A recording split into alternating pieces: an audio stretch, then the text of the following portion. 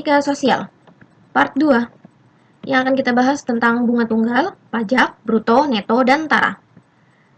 Kita masuk ke bunga tunggal. Pengertiannya adalah bunga uang yang diperoleh pada setiap akhir jangka waktu tertentu yang tidak mempengaruhi besarnya modal. Untuk jenis bunga tunggal ada dua. Yang pertama bunga tabungan, yang kedua bunga pinjaman. Rumusnya, besaran bunga yang didapat yaitu bunga N bulan sama dengan N per 12 dikali B persen dikali tabungan awal. Tabungannya kita singkat tab. Lalu untuk mencari tabungan akhir yaitu tabungan awal ditambah bunga. Keterangannya N ini adalah lama menabung, N di sini, dan B persen adalah bunga dalam persen, tab awal yaitu tabungan awal atau modal. Contoh 1. Pak Adi menabung uang di bank sebesar 300.000 dengan bunga 10%. Berapakah jumlah uang di tabungan Pak Adi setelah menabung selama 8 bulan? Jawab. Selalu tulis diketahuinya dulu. Tabungan awal itu 300.000. Lalu bunganya 10% per tahun. Nah, Pak Adi sudah menabung selama 8 bulan. Ini N-nya. Yang ditanya adalah tabungan akhir. Kita masukkan ke rumus yang tadi yang sudah kita ketahui. N per 12 dikali B persen dikali tabungan awal. Ini selama 8 bulan. Karena N-nya sudah diketahui, jadi kita substitusikan. N-nya ganti 8. Bunganya itu 10%, tabungan awalnya 300. Nah, 10% ini kita ubah menjadi 10 per 100. Ini nolnya bisa kita coret, 2. Kan? Nah, 8 dengan 12 ini kita sederhanakan sama-sama dibagi 4. 8 bagi 4, 2. 12 bagi 4, 3. Ini kan 10, baru di sini 3.000. Nah, 3-nya bisa dibagi nih. 3 bagi 3, 1. Jadi 2 kali 10 kali 1.000 sama dengan 20.000. Bunga selama 8 bulan 20.000.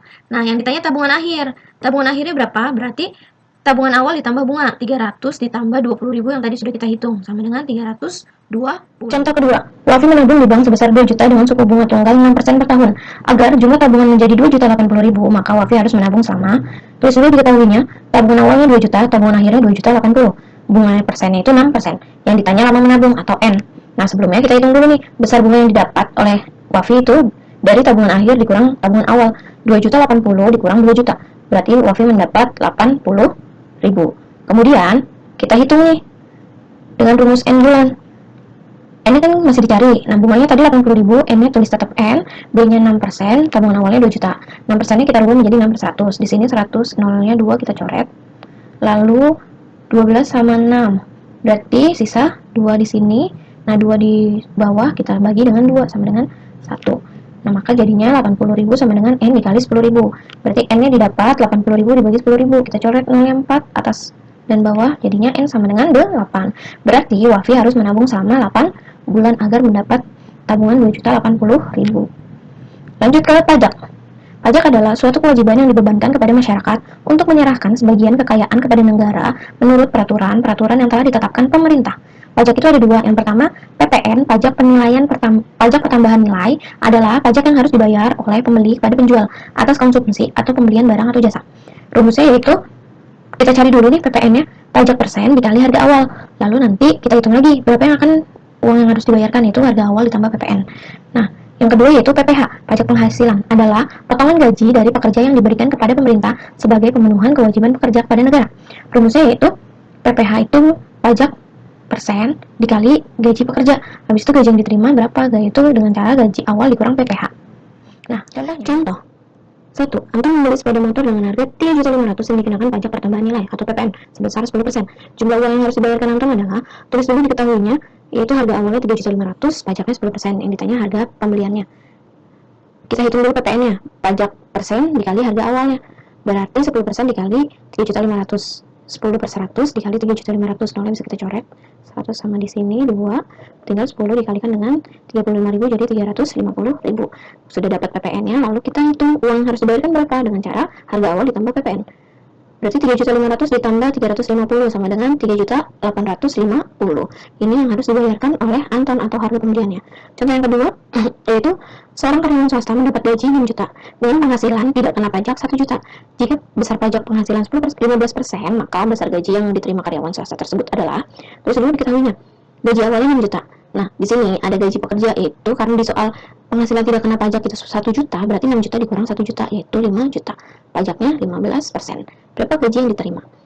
Kita hitung dulu PPH-nya, pajak 15% dikali gaji pekerja. Nah, gaji pekerja ini berarti 5 juta ya. 15% dikali 5 juta. 15 per 100, kita coret nolnya dikali 5 juta. Berarti 15 dikali 50.000, yaitu 750.000. Nah, kita hitung gaji yang diterima. Itu gaji awal dikurang PPh.